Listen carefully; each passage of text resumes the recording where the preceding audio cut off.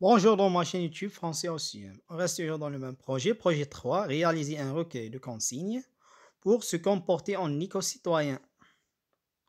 Séquence 1, j'incite à l'utilisation des énergies propres. Activité, vocabulaire. Contenu, la consigne et l'interdiction. On commence par l'éveil de l'intérêt. La question. Quelle est la source de l'énergie solaire? La réponse, la source de l'énergie solaire est le soleil. Voici le support maintenant, je vais lire. L'Algérie et le développement des énergies propres. En 2011, dans le cadre de la politique énergétique du pays, le gouvernement algérien a adopté un programme de développement des énergies propres. Ce programme a connu une mise à jour en 2015. Dans sa déclaration, le ministre a insisté sur l'importance à accorder à ce défi. Poursuivons notre politique d'installation de fermes éoliennes, encourageons nos entreprises à produire davantage de panneaux photovoltaïques solaires. Ne revenons pas en arrière, le pétrole et le gaz ne sont pas éternels. Portail algérien des énergies renouvelables, portail WNDZ, texte adapté. Phase d'observation maintenant. La première question. De quoi parle-t-on dans ce texte? La réponse dans ce texte, on parle des énergies renouvelables en Algérie. Deuxième question. Qu'avifie le gouvernement algérien afin d'affronter la disparition privée des carburants fossiles?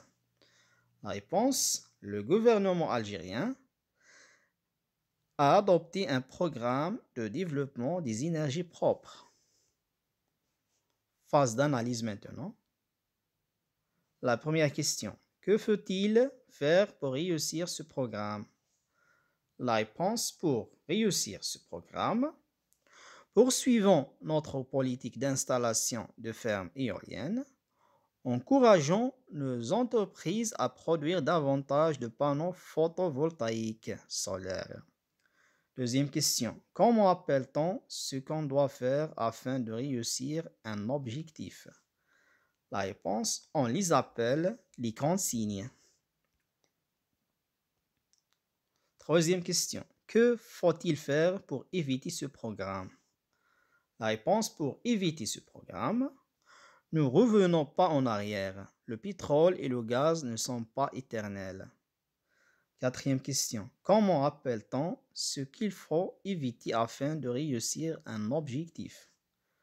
La réponse, on les appelle les interdictions. Cinquième question. De quel mode s'agit-il dans ces phrases? La réponse, il s'agit du mode impératif. Sixième question. De quoi est-il marqué? La réponse, il est marqué l'absence du sujet.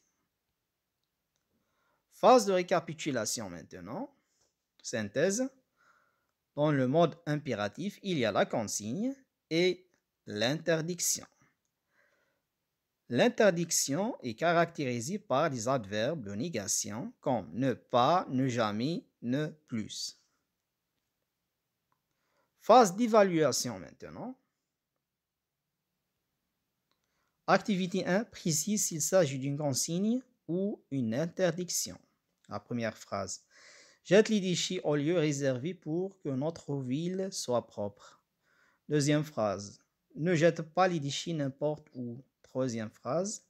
Évite de consommer trop d'énergie sans raison. Quatrième phrase. Ne laisse pas la télévision en marche toute la nuit. Voici la réponse. Donc, la première phrase est une consigne. La deuxième phrase est une interdiction. La troisième phrase est une consigne. La quatrième phrase est une interdiction. Activité 2. Complète avec les verbes suivants. Jeter, remplaçant, faites, utilisons. La première phrase. Moins de combustibles fossiles. Les progressivement par des énergies propres. Deuxième phrase. Ne pas les huiles de voiture dans la nature. votre vidange dans une station-service? Voici la réponse. La première phrase. Utilisons moins de combustibles fossiles, remplaçons-les progressivement par des énergies propres. Deuxième phrase. Ne jetez pas l'huile de voiture dans la nature. Faites votre vidange dans une station-service. Activité 3. Ajoute les adverbes de négation afin d'exprimer une interdiction. La première phrase. Abandonnez les bouteilles en verre, ni de détritus dans une forêt. Deuxième phrase. Jette les déchets dans la mer. Voici la réponse. La première phrase. N'abandonnez pas les bouteilles en verre, ni de détritus dans une forêt. Deuxième phrase. Ne jette pas les déchets dans la mer.